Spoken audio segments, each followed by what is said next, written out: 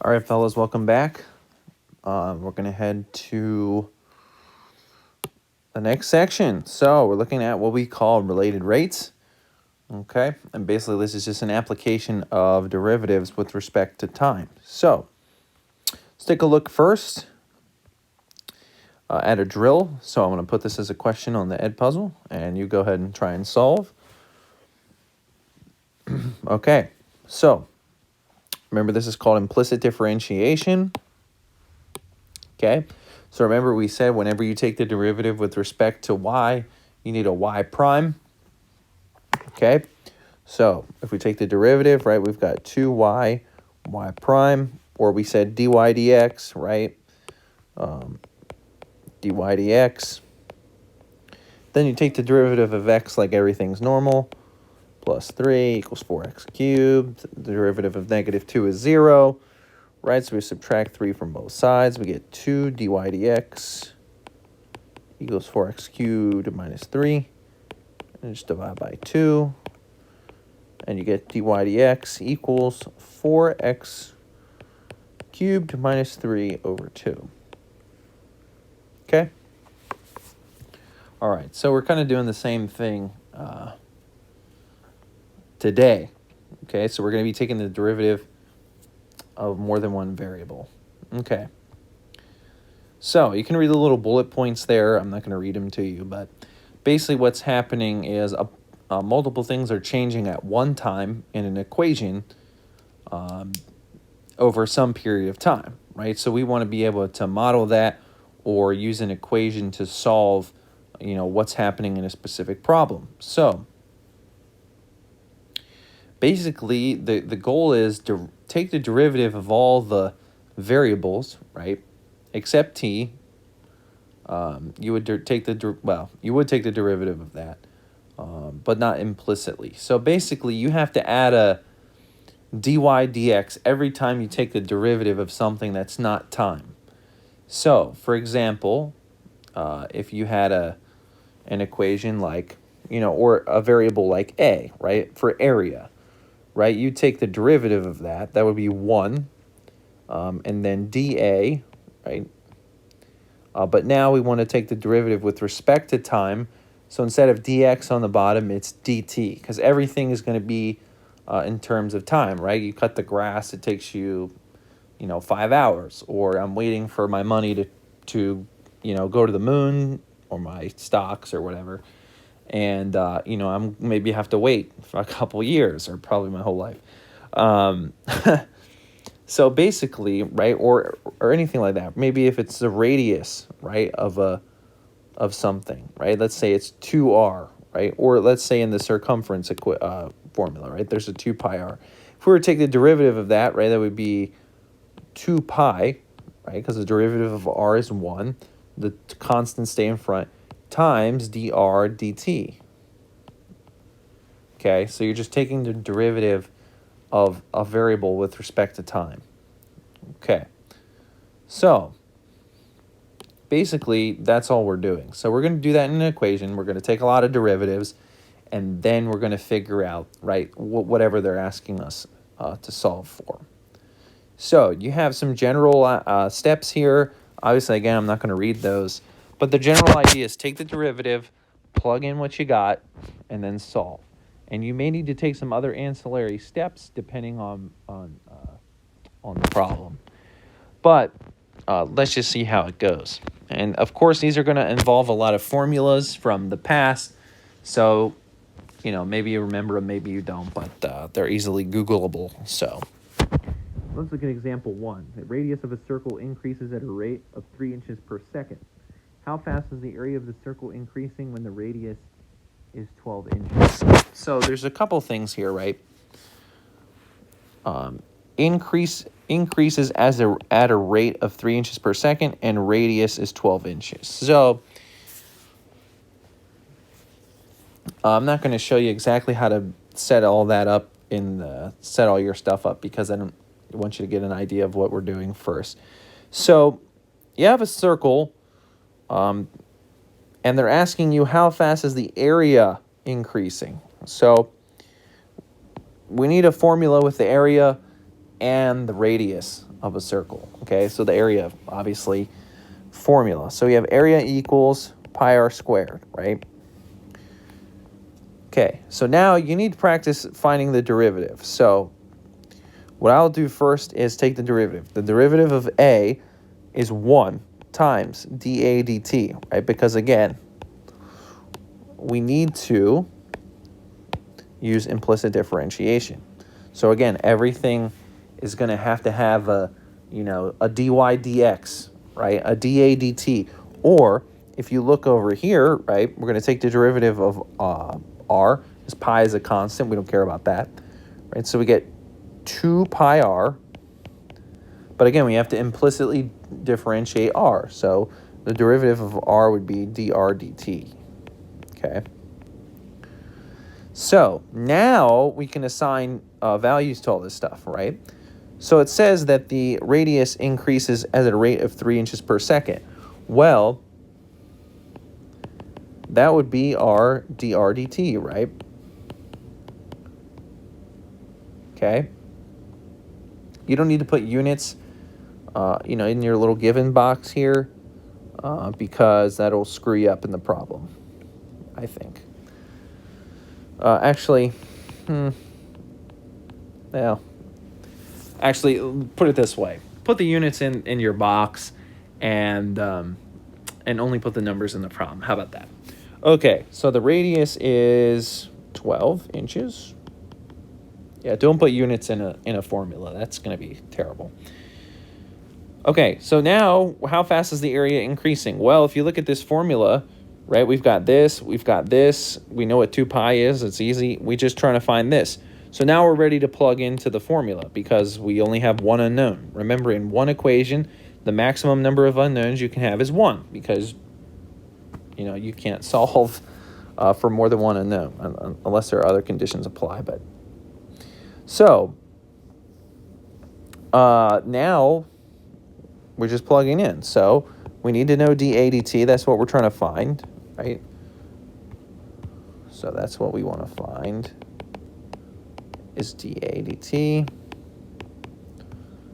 Okay, so we get 2 pi times 12 times 3. So dA dt is 72 pi. You can plug that in a calculator if you want. Now, the units are going to be tricky here, right? So, the radius was in inches, and dr dt is in inches per second. So this is going to be square inches per second. Okay, units are very important, obviously. We don't just want to throw around numbers. In real life, you need some units. But we know radius is inches, dr dt is inches per second, so we get inches per second squared. Okay, so that's all we're doing. So we're doing implicit differentiation, plugging and chugging. Okay, let's try another one. And I'm going to actually come back to number 2. That's probably the hardest one. All right, so number 3. The radius of a sphere increases at a rate of 6 inches per second. So again, radius increases. How fast is the volume changing when the radius is 15 inches? So again, we're given the change in the radius and the radius. So over here in the given box, right, maybe you want to write r equals 15 inches. And dr dt, right, how fast radius is changing with time, is 6 inches per second. If you're not sure how I'm getting dr dt, right, just wait until I take the derivative. So they give us the volume formula, okay? So again, it's a sphere, and we're looking at the volume. So that's why we have the volume formula. So we're just going to go ahead and write the formula. Okay, so we're going to take the derivative. The derivative of v is 1, but again, we need dv dt. So basically, all your denominators for the implicit differentiation are going to be dt. Then we take the derivative of 4/3 pi r cubed, right? We get 4 pi r squared, right? The 3 comes down, the 3's cancel out, we get left with 4 pi r squared, times we need the derivative of r, which is dr dt, right? Okay. So again, we're given the radius and how fast the radius is changing. Now we want to know how fast the volume is changing, right? That's dv dt. So anything that's changing is going to be the derivative, right? Because it's going to be the slope, right? Or the rate of change. So we're going to just plug in now, right? So we're trying to find dv dt. That's all isolated, right? And then we can plug in everything else. So the radius is 15. dr dt is 6. Okay, so dv dt equals, now I got to do some math. Obviously, I don't have a calculator right near me, so I'm just going to try and do this in my head. 450, 900, 5400 pi. Okay, now notice radius was squared, so this is inches squared. This is inches, or inches. Sorry. Yes, that's inches. Inches squared. This is inches per second. So the volume is inches cubed, or cubic inches per second. The way you can remember the formula, right? Area is square inches, volume is cubic inches. So the volume of the sphere is changing at 5,400 pi cubic inches per second. That's actually quite a lot, or so it would seem. So again, formula, derivative, plug and chug. It's basically the same idea. The difficult part of this is figuring out, the correct derivative and then how to plug in. Okay, next one. The volume of a cube is increasing at a rate of 75 cubic centimeters per minute. Okay, so that's important. Find the rate of change of an edge of the cube when the length of the edge is 5 centimeters. So again, they give us the volume of a cube formula, so we're trying to find out how fast the edge is changing. So let's take the formula, take the derivative. Derivative of v is 1 dv dt. But again, the 1 go bye-bye. Derivative of s cubed is 3s squared. Implicit differentiation, ds dt. So again, in our given box,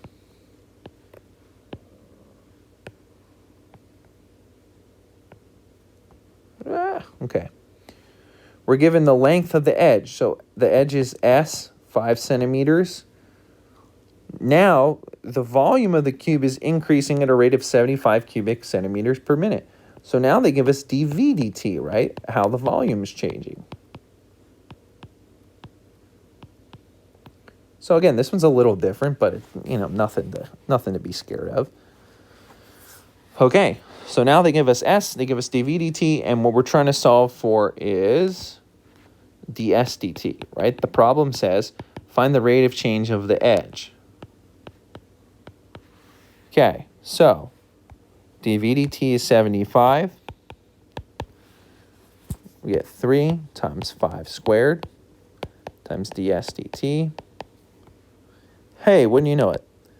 75 equals 75 times ds dt. Divide. ds dt equals 1. Okay? So, and again, we need units. So, again, right, the volume's changing at 75 cubic centimeters per minute. Right, the s is in centimeters, but we squared the centimeters. But you can also think of it like this. A side is, one side's only going to be in centimeters, right, linear units. So we're just going to keep centimeters. So 1 centimeter per minute. Okay, actually, I think that's a bit confusing. Think of it this way, right? The side is going to be in centimeters. So it's going to change in centimeters per minute. Okay. Anyways, not so concerned about the units right now, but just getting the idea of taking the derivative and plugging in. Okay. All right, last one. A thin sheet of ice is in the form of a circle. Maybe last Thursday. If the ice is melting in such a way that the area of the sheet is decreasing at a rate of 0.5 meters per second squared, meters squared per second, sorry, what rate is the radius decreasing when the area of the sheet is 12 meters squared? So now this one's a little different, right? Now it says the area of the sheet is decreasing, and they're asking for what rate the radius is decreasing when the area of the sheet is 12 meters per second. So, again, we're given the formula, right? So, sorry, not 4 pi r squared, just pi r squared. Take the derivative. Derivative of a is dA dt. Derivative of pi r squared is 2 pi r dr dt. So again, let's go over here. What are we given?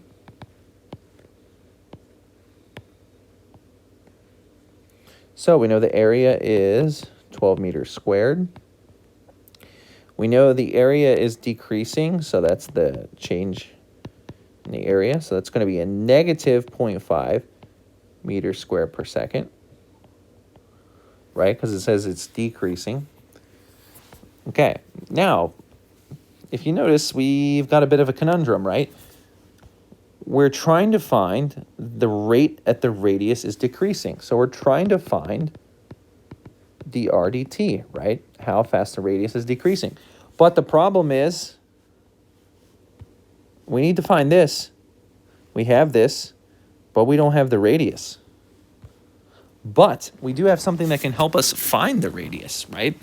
Namely, the area. So now we need to use the area formula to find the radius, right? Area equals pi r squared, right? So 12 equals pi r squared, divide by pi. 12 over pi equals r squared. Square root, we get square root of 12 over pi equals r. Okay.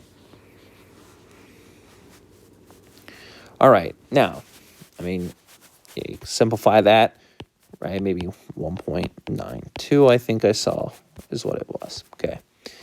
Now I'm going to plug that back in over here, right? So I have dA dt. It's negative 0.5, 2 pi times 1.92 times dr dt. I'm going to divide by all this junk over here.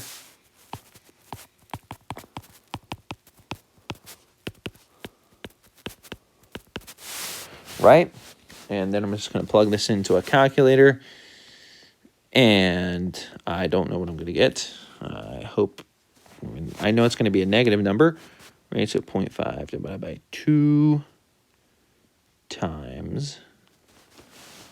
All right. Let's look at it this way. Negative 0.5 divided by 2 pi 1.92. So that's going to give me negative 0.15. And since it's a radius, right, it's going to be in meters. And the time is seconds. Okay. So, again, depends. A lot of times we're solving for different stuff.